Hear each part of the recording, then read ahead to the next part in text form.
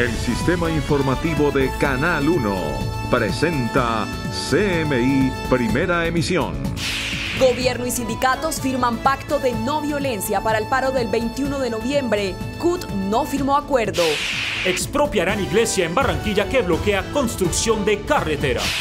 Sigue el drama para familia que perdió a 2 niñas de 4 y 9 años en un incendio. Cuerpos no han sido entregados. Alerta roja en Santander por fuertes lluvias. Adjudicarán licitación para la compra de 594 buses eléctricos del SITP en Bogotá. Enorme cráter en zona turística de Cartagena. Opositores a Maduro se toman embajada de Venezuela en Brasilia. Diplomáticos chavistas se resguardan. Más de 63.000 milicianos en Venezuela se desplegarán en calles del país a 3 días de marcha opositora. Desde México, Evo Morales acusa a la OEA de sumarse al golpe de Estado. Mayoría parlamentaria buscará revertir autoproclamación de senadora opositora Yanine Áñez. Senado se alista para votar moción de censura en contra del exministro Guillermo Botero. 7 de cada 10 mujeres son víctimas de acoso sexual en el transporte público de Bogotá. Ecos del fuerte agarrón entre el Centro Democrático y el partido FARC en el Senado. La dimensión de la barbarie en el bombardeo del Caquetá en las voces de los habitantes de la región. Temporada de fuerte invierno irá hasta mediados de diciembre en todo el país. Desgarrador testimonio de viuda de uno de los escoltas secuestrados y hallado muerto en Chocó. Con Luisa Tobo. Buenos días, bienvenidos a CMI Primera Emisión. Las centrales obreras reafirmaron su salida a las calles el próximo 21 de noviembre en rechazo a los múltiples asesinatos perpetrados tanto en el Cauca como en Caquetá. Adicionalmente, contra el denominado paquetazo de reformas por parte del gobierno. Por medio de este comunicado emitido por parte de la Comisión de Concertación de Políticas Salariales y Laborales, carta que resultó luego de 5 horas de reunión entre el Gobierno Nacional, encabezado por el presidente Iván Duque, quien se reunió con la Confederación de Trabajadores de Colombia y otros promotores del paro el próximo 21 de noviembre, acordaron lo siguiente. 1. Legitimando el derecho a la protesta pacífica, como corresponde, acorde con la Constitución Política de Colombia. Y 2. Condenando cualquier acto de violencia durante la jornada del 21. Hoy los sindicatos dejaron en firme su respaldo a las movilizaciones que se llevarán a cabo en todo el país en 9 días. Mantenemos la decisión de realizar el 21 de noviembre el paro que acordamos desde el pasado 4 de octubre y realizaremos movilizaciones en todo el país.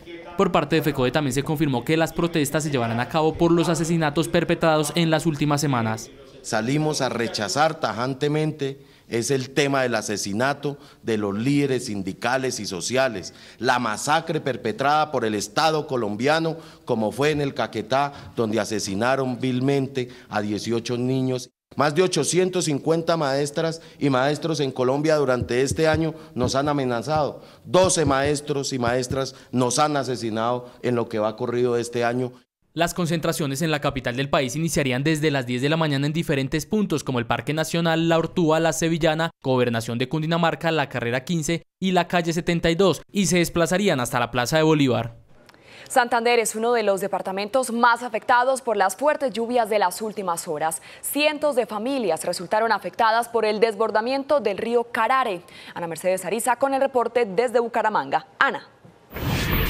Hola Luisa, televidentes, pues les cuento que muy fuerte ingresó esta última temporada invernal de año en Santander. Ya son más de 10 los municipios que están en alerta roja y el resto del departamento está en alerta naranja. Son 10 los municipios que hoy amanecieron en alerta roja a causa del desbordamiento de ríos y quebradas por el recrudecimiento de la ola invernal en Santander. Afectaciones de gran nivel en el municipio de Cimitarra por desbordamiento del río Carare. También en el Magdalena, en el sector de Puente Sogamoso en Puerto Wilche, ya 2 veces el río ha ingresado a este corregimiento. Afectaciones en el municipio de Sabana de Torres, el río Lebría, que hoy se encuentra nuevamente en alerta roja por creciente súbita, ha afectado a algunos sectores del municipio y tenemos también municipios como El Cerrito, Matanzas, San Vicente del Chucurí, donde se han presentado algunas afectaciones en las vías que hoy estamos atendiendo. Uno de los más afectados es el municipio de Cimitarra, donde las inundaciones dejaron sin clases a estudiantes y al comercio cerrado. Muchos damnificados. hoy no sabemos qué pueda pasar, el río sigue creciendo en forma impresionante, muchas familias, muchos damnificados, escuelas también ya inundadas, hoy nuestros niños no pudieron asistir a sus clases porque es terrible como se encuentra está la situación en este momento. Por los pronósticos del IDEAN y las lluvias del fin de semana, el panorama invernal tiende a empeorar en esta región que ya tiene 6 municipios en alerta naranja y varios en alerta roja.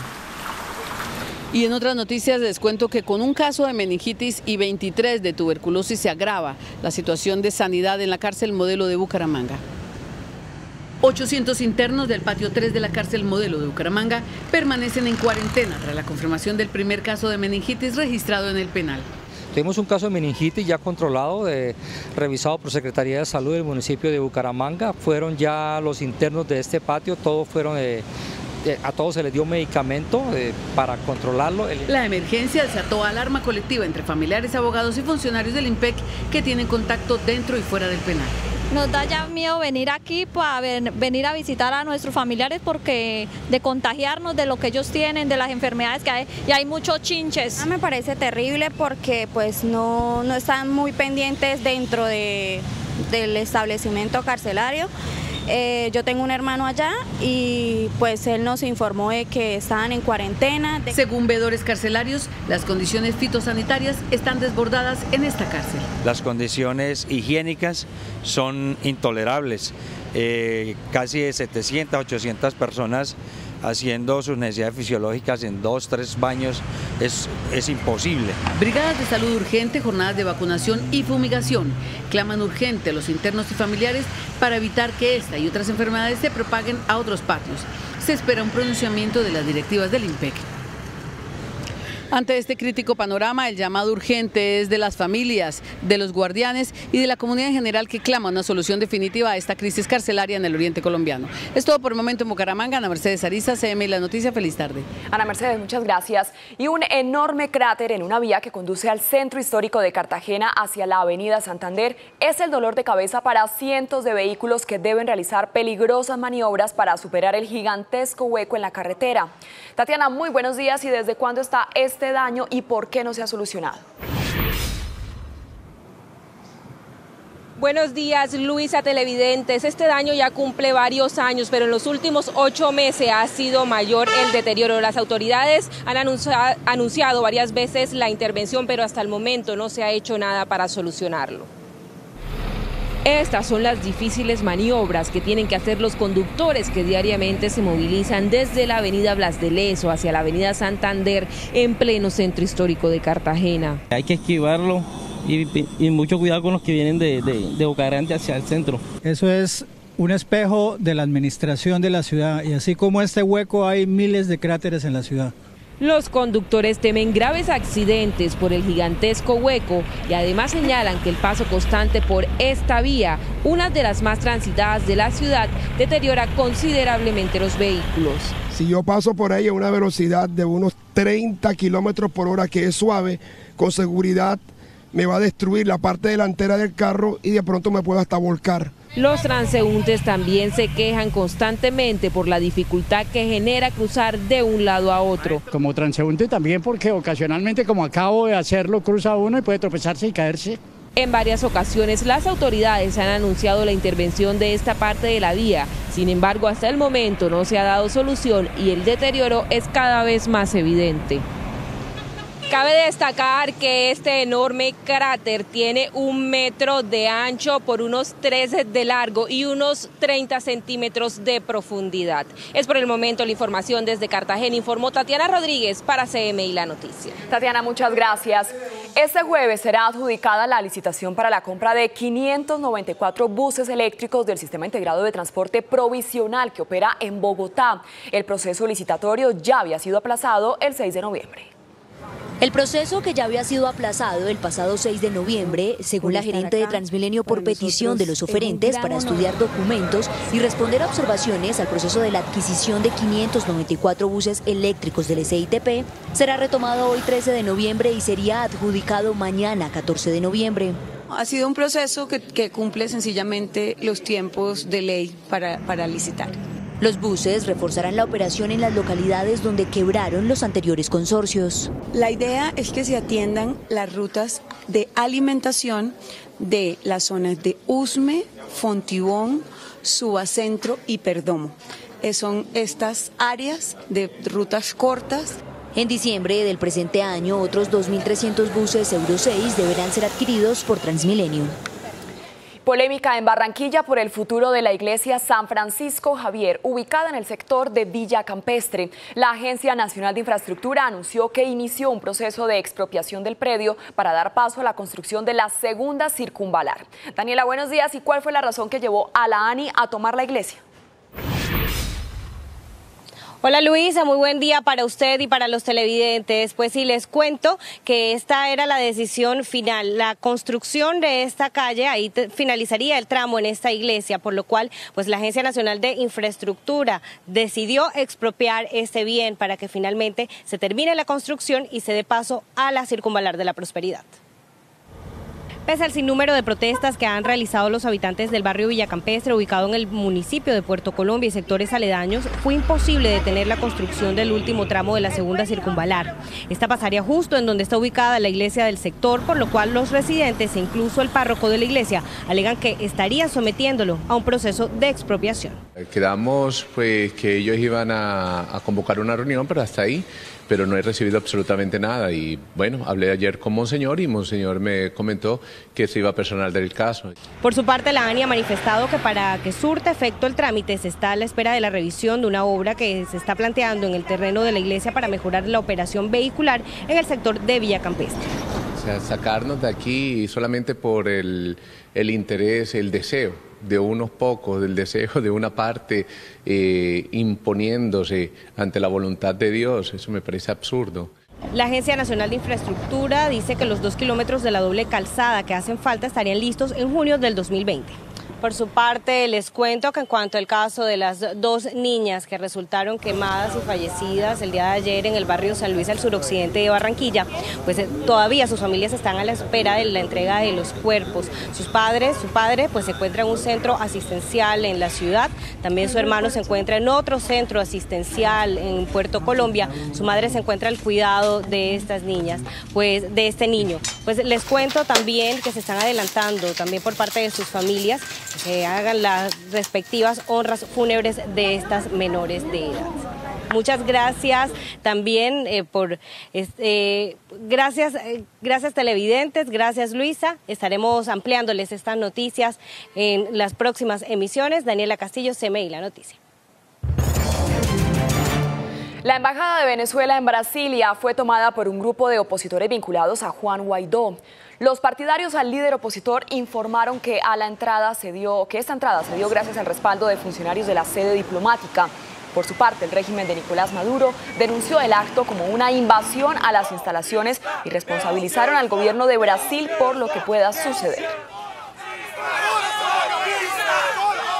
El presidente de Venezuela, Nicolás Maduro, anunció el despliegue de milicias civiles con el objetivo de garantizar la paz durante las manifestaciones convocadas por el oficialismo y la oposición para este sábado. Esta milicia bolivariana será desplegada hasta el 31 de diciembre. Con la entrega de más de 320.000 fusiles a militantes chavistas civiles que integran las milicias bolivarianas, el presidente venezolano Nicolás Maduro respondió al nuevo llamado de la oposición a las calles, que ahora estarán siendo patrulladas por chavistas armados. Todas las 63.890 unidades populares de defensa debe dársele la orden de operaciones para cumplir su misión de patrullaje armado en las avenidas y calles de toda Venezuela. Maduro, que replicó el llamado del líder opositor Juan Guaidó con una convocatoria de manifestaciones para el próximo sábado, confirmó que estas milicias serán desplegadas hasta el 31 de diciembre. La milicia bolivariana recibe formación militar y forma parte de la estructura de la Fuerza Armada Nacional Bolivariana. También cuenta con más de 3 millones de integrantes que desde ahora tienen luz verde del gobierno para realizar patrullajes armados en las principales avenidas y calles del país. Y a esta hora en el Congreso de Estados Unidos se celebran las audiencias públicas en medio de la investigación de juicio político contra el presidente Donald Trump por el escándalo del Ucrania Gate. El embajador interino de Estados Unidos en Ucrania, Bill Taylor, y el subsecretario de Estado adjunto encargado de la política hacia ese país, George Kent, hablan en vivo y en directo sobre lo que conocen de la relación entre el gobierno Trump y el del mandatario Volodymyr Zelensky de Ucrania. Y al menos 2 personas murieron en Venecia por cuenta de las peores inundaciones desde 1966. Las autoridades informaron que la emergencia responde a la subida de las mareas que alcanzan ya los 187 centímetros, encendiendo las alarmas en toda la ciudad. El nivel del agua ha provocado graves daños en viviendas, barcos e infraestructura. Continuamos en CMI Primera Emisión. Por primera vez en la historia de Colombia, el Congreso de la República se alista para aplicarle la moción de censura a un ministro. A pesar de que Guillermo Botero renunció al Ministerio de Defensa tras un debate realizado por el senador Roy Barreras, a esta hora todo indica que será aplicada la moción de censura en su contra. Los partidos Liberal, Cambio Radical y la U, más los congresistas de los partidos alternativos, se reúnen por separado para definir esta tarde su votación en bloque. Sería la primera vez que en el Congreso de la República se aplique la figura constitucional de la moción de censura. 7 de cada 10 mujeres han sido víctimas de acoso sexual en el transporte público de Bogotá durante este año. El 70% de las mujeres se ha visto afectadas en Transmilenio. 7 de cada 10 mujeres han sido víctimas de acoso sexual en el transporte público en el último año en Bogotá. Según un estudio del distrito realizado en mayo de 2019 a través de 1.374 encuestas a mujeres, se encontró que el 56,2% comenzó a experimentar casos de acoso entre los 11 y 17 años y el 67,9% ha vivido una experiencia en los últimos 11 meses, como el caso de María José. Venía yo en el Transmilenio, en un F14, hacia mi casa y hubo una persona, un señor ya como aproximadamente 50 años, estaba tocándome de la parte de atrás. Ante el panorama, desde la Secretaría de la Mujer buscan descentralizar este flagelo. Ahora contamos con un mecanismo intermedio de atención, esto gracias a la alianza que tenemos con la Secretaría de Seguridad que nos permite tener unas duplas de psicólogas y abogadas para atender a las mujeres que son víctimas. Este delito, que a diario se presenta en la ciudad, ha dejado tan solo 67 capturas en flagrancia durante el año 2019.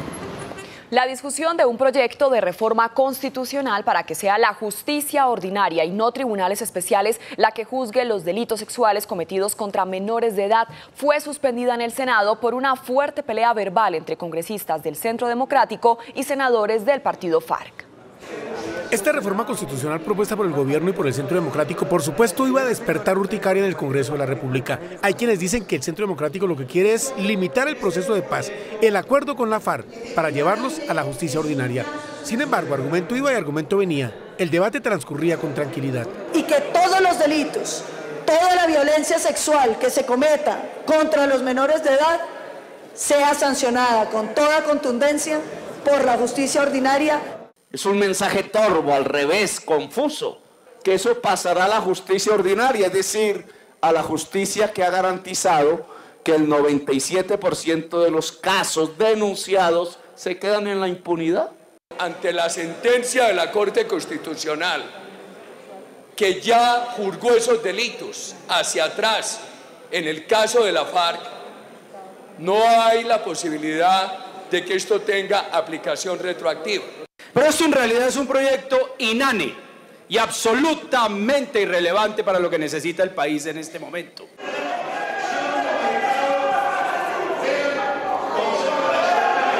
El agarrón comenzó con el senador del Centro Democrático, Fernando Araujo, dijo que los miembros del partido FARC deberían declararse impedidos porque tienen acusaciones de delitos sexuales contra menores. Que estas personas que no han pagado un día de cárcel, que están vinculadas a la JEP, se declaren impedidas en este tipo de discusiones. Señores y señoras del Centro Democrático, no utilicen los menores de edad con fines protervos ideológicos, no sean cínicos, no sean descarados, no sean sinvergüenzas.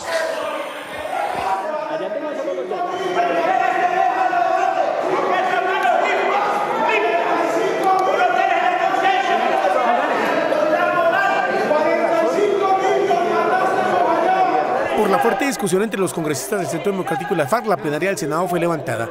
Hoy se espera que sea reanudado el debate en la tarde. Y la temporada de fuerte invierno que está sintiéndose en todo el país irá hasta mediados de diciembre. Así lo anunció el ministro de Medio Ambiente, Ricardo Lozano. Aguaceros como los que soportó gran parte del territorio nacional este fin de semana van a seguir hasta mediados de diciembre, anunció hoy el ministro de Medio Ambiente, Ricardo Lozano. Sí, señor, va a seguir lloviendo. Estábamos esperando las lluvias, teníamos un déficit de lluvias también, no estaban activas las precipitaciones, ya se activaron. El ministro dice que el agua es bendita, que el agua es vida, pero que las autoridades deben estar alertas ante posibles deslizamientos.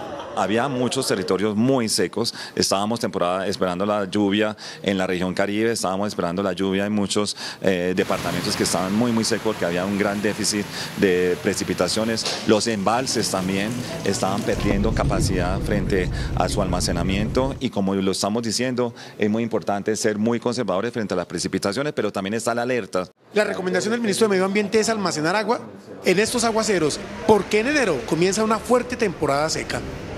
Es momento de hacer una pequeña pausa y al regresar a CMI Primera Emisión, el relato de los habitantes de San Vicente del Caguán que fueron testigos del bombardeo contra las disidencias de las FARC en el que fueron asesinados 8 niños. Ya volvemos.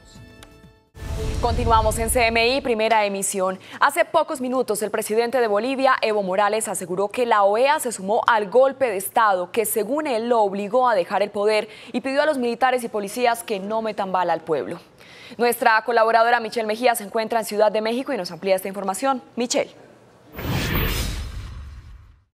Hola Luisa, ¿qué tal? Muy buenos días, te saludo desde la Ciudad de México y te informo que a prácticamente 24 horas de que Evo Morales ya se encuentra en nuestro país, ofreció una rueda de prensa en un museo que se encuentra aquí en el centro histórico de la Ciudad de México.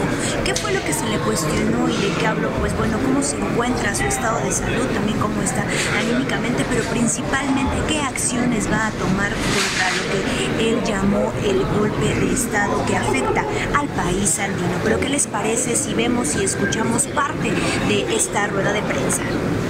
El presidente de Bolivia, Evo Morales, tras pasar su primera noche como asilado político en México, reiteró una vez más su victoria en las polémicas elecciones del pasado 20 de octubre. Yo diría, en resumen, mi última participación, ganamos y nos lo están robando. El día 21, al día siguiente, partidos y algunos cívicos, partidos que perdieron las elecciones, cívicos, dijeron fraude, convocaron a la movilización. Además, el mandatario aseguró que intentó contactar al secretario general de la OEA, Luis Almagro, después de que este organismo supuestamente adelantara la entrega de los resultados de la auditoría de los comicios presidenciales. No tengo ningún problema, instituciones, organismos internacionales, vengan a verificar técnicamente, jurídicamente, si hay fraude o fraude. Y entre ellos la OEA. Sorpresivamente, domingo de la madrugada, nos informan los técnicos de la OEA, inclusive el personal de Luis Almagro, que en la madrugada van a comunicar el informe preliminar. Cancillería pidió, queremos saber informe más interpretación, yo diría más interpretación sobre el proceso que del día de la elección. También acusó a la Organización de Estados Americanos de estar al servicio de Estados Unidos. Que la OEA no está al servicio de los pueblos latinoamericanos, menos los movimientos sociales, más al servicio del imperio norteamericano. Finalmente, comentarles que Evo Morales agradeció nuevamente el apoyo y el respaldo por parte del gobierno del presidente Andrés Manuel López Obrador para ofrecerle este asilo político. Ya finalmente comentarles que de acuerdo con las autoridades mexicanas, hasta el momento no se va a revelar el domicilio donde estará alojado Evo Morales, pero sí se confirmó que él tendrá un cuerpo de seguridad debido a las condiciones en las que llegó a nuestro país. Yo me despido, soy Michelle Mejía de Multimedios Televisión Ciudad de México para CMI Colombia. Michelle, muchas gracias. CMI llegó hasta el lugar del bombardeo contra las disidencias de las FARC en San Vicente del Caguán, que dejó 8 niños muertos. Un chip satelital y un infiltrado fueron las claves para que el ejército ubicara el campamento del disidente de las FARC, alias Cucho. Era una noche tranquila sobre las sabanas del Yarí. En el campamento del Cucho, ese jueves 29 de agosto, habían sucedido 2 cosas que alteraron el común de los días. Varios niños llegaron esa tarde como hacia las 5 y unas horas antes, una cámara de video, esperada con ansia por Patricia, la socia del Cucho, por fin estaba en sus manos. Patricia siempre soñó con ser periodista y eso lo sabía la inteligencia militar.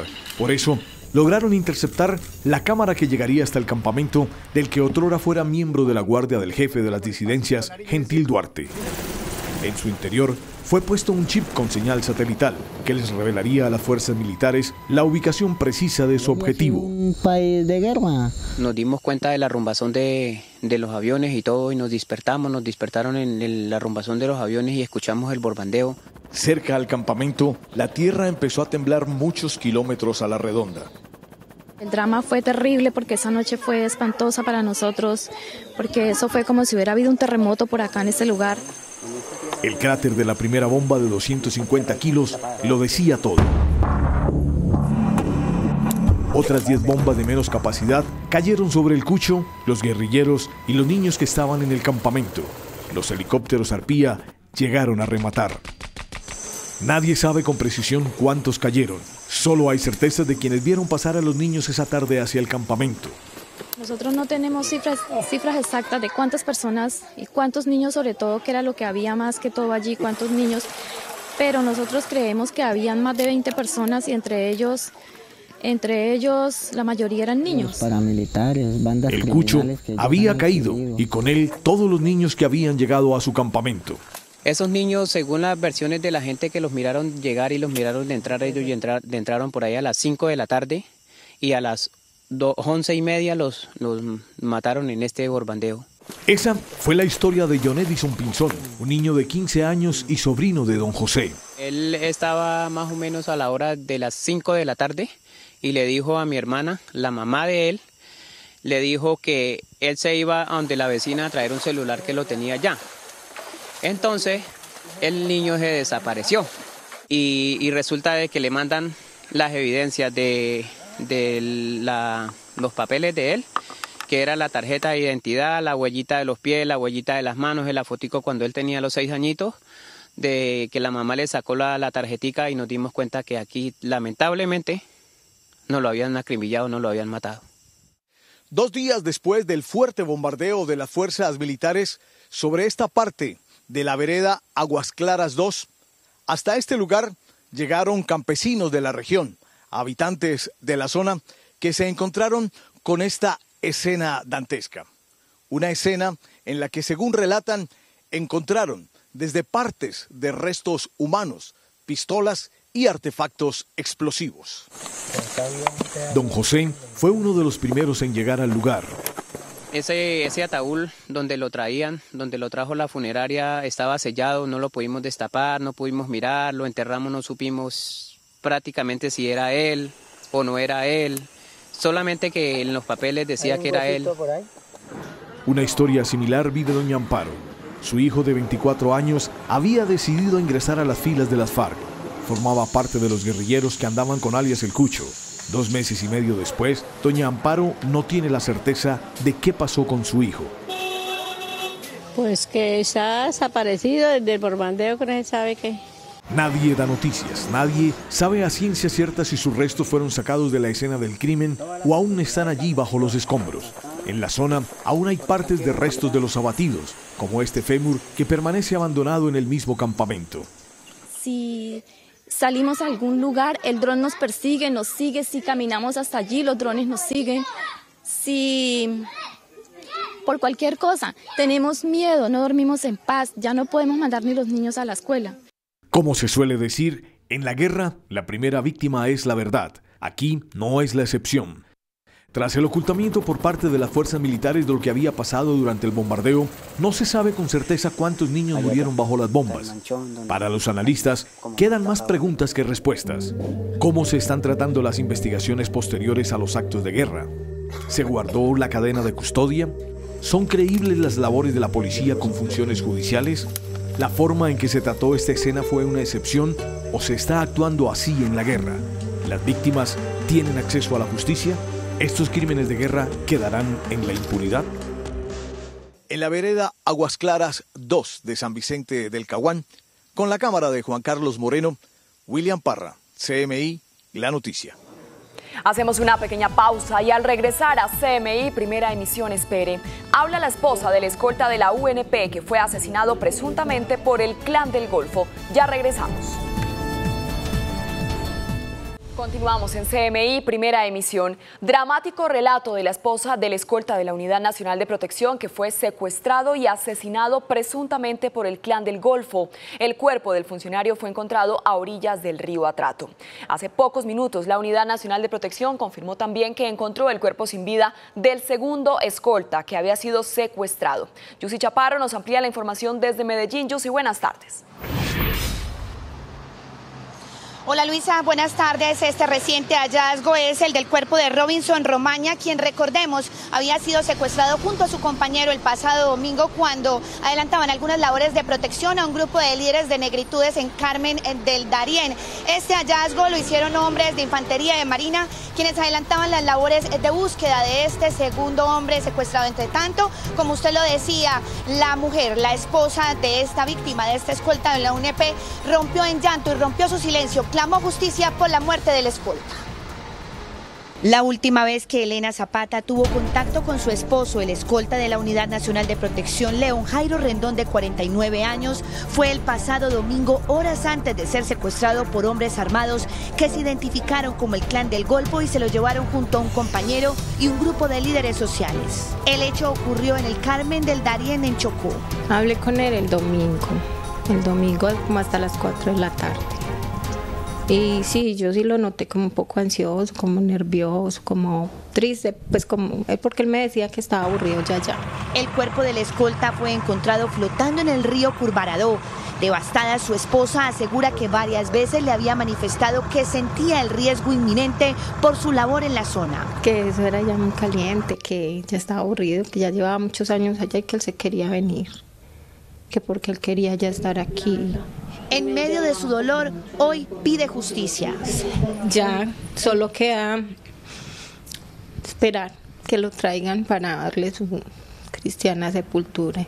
El cadáver del escolta de la UNP será trasladado desde Chocó a Medellín, en donde se realizarán sus honras fúnebres. Y en otras noticias de Antioquia, la alcaldesa electa del municipio de Liborina, en el occidente de Antioquia, Adriana María Maya Gallego, fue detenida para responder por algunos delitos como peculado por apropiación y falsedad ideológica en documento público, al parecer por un detrimento patrimonial en la construcción de un acueducto en este municipio en el año 2015, cuando ella ya había sido mandataria del municipio de Liborina. Y en más noticias, en este momento nos encontramos afuera del Hospital San Rafael del municipio de Itagüí, en donde los médicos y también personal de enfermería denuncian que llevan más de 3 meses sin salario.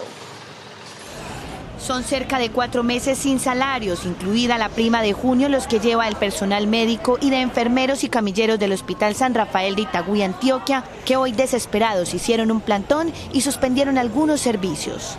Porque nos llevamos 4 meses sin sueldo, aparte que llevamos 4 meses sin sueldo, ya estamos en noviembre y no nos han pagado la prima. A especialistas les deben hasta 5 o 6 meses.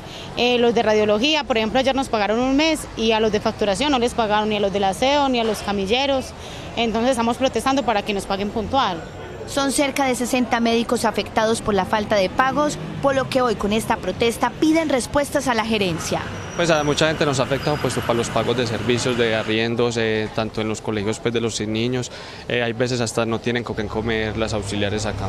Los jefes y los médicos están sin salud, sin ARL, debido pues, a las deudas de pago. Las directivas del Hospital San Rafael adelantan reuniones durante toda la mañana para evaluar la crisis y dar solución al paro. Y en otras noticias de Antioquia, hay conmoción en un municipio del occidente en donde 2 niños que manipulaban un arma de fuego accidentalmente la dispararon y una de estas balas impactó a una menor de 12 años quien murió cuando intentaban cazar una culebra. El incidente ocurrió en zona rural del municipio de Dabeiba, Antioquia, cuando dos menores intentaban cazar una culebra usando un arma de fuego. Uno de ellos la disparó accidentalmente y una bala impactó a la niña de 12 años. Esta menor acompaña a un vecino a cazar animales silvestres. En esta actividad se aparece una culebra y el menor comienza a golpear con su arma de fuego, es decir, con una culata, a este animal salvaje, siendo obturados sus mecanismos, y por eso es que impacta un proyectil a la humanidad de esta menor a la altura del abdomen. La pequeña fue trasladada al hospital del municipio, en donde llegó sin signos vitales. El hecho conmocionó a la población, que aún no se explica cómo dos niños tenían un arma en su poder para cazar. Sus familiares son investigados por las autoridades. Y finalmente a las 2:27, el ejército en las últimas horas capturó a un peligroso cabecilla del ELN, conocido con el alias de Andresito o Mochito, señalado de cometer múltiples actos terroristas en el municipio de Amalfi, nordeste antioqueño, entre ellos el secuestro de 6 personas, y en ese secuestro se encontraban 2 menores de edad. Esto desde Medellín, Yusi Chaparro, CMI La Noticia. Feliz tarde. Yusi, muchas gracias, feliz tarde. 8 localidades de Bogotá continúan en emergencias por las fuertes lluvias. En los cerros nororientales de la capital, una de las montañas presenta riesgo de colapso. Natalia, ¿qué medidas de prevención se están tomando? Buenas tardes. Buenas tardes, Luisa y televidentes. A esta hora llueve en 5 localidades de Bogotá, puntualmente en Puente Aranda, Los Mártires, La Candelaria, Teusaquillo y la localidad de Chapinero, puntualmente en la que nos encontramos, donde a la altura de la avenida Circunvalar con calle 59 se presenta este deslizamiento de tierra desde ayer, y hoy por las fuertes lluvias continúa la filtración de agua. Como ustedes observan en imágenes, ya las autoridades han puesto algunos maletines para que los conductores de vehículos se tengan cuidado con esta amenaza en esta importante vía. De acuerdo con la jefe de pronósticos del IDEAM, en Bogotá las lluvias se extenderán hasta la segunda semana del mes de diciembre. Durante esta temporada invernal, 8 localidades de la ciudad han registrado emergencias por árboles caídos, daños en redes eléctricas, inundaciones y 16 movimientos en masa, como en la avenida Circunvalar con calle 59. Chorro en la paguera, llover muy duro, fuerte, y relámpagos y truenos. A las 2 de la mañana yo estaba acostado ahí y sentí que algo se corría. Me levanté porque no me di cuenta de que se estaba deslizando aquí el terreno. Ante el panorama, desde el IDG recomendaron: es indispensable que se haga mantenimiento, verificar que las cubiertas estén debidamente ancladas, las canales limpios, verificar las situaciones que se puedan dar en cuerpos de agua. En Bosa, 30 familias aún sufren inundaciones en sus viviendas y 2 familias fueron evacuadas y recibieron ayuda humanitaria. Al llegar a este punto, aquí en el norte de Bogotá, logramos hablar con la persona que reside sobre esta montaña que se deslizó desde ayer en la tarde.